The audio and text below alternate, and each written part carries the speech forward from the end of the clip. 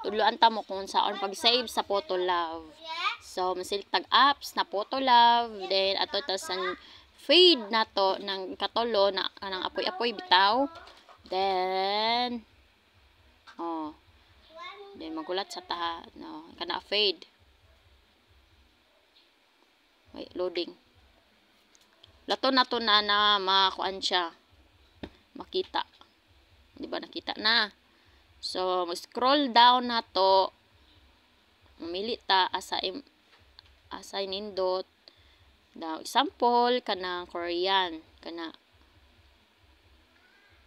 Korean, no?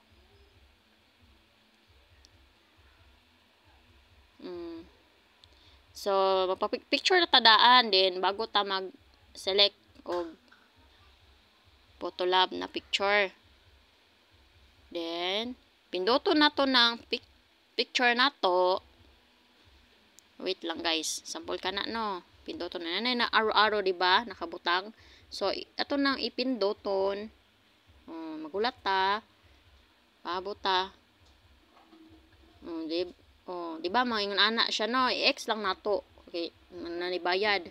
O kana na po yung ads i-select kung nana siya.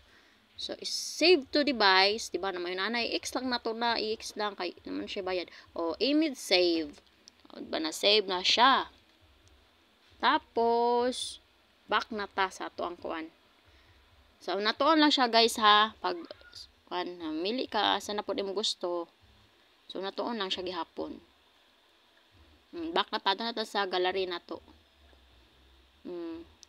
Then, at pagkataon na to ang albums. Wait. Album. Diba? Album na nga. Nakabutang Photolove diha sa album. Mas imuhang Photolove na picture.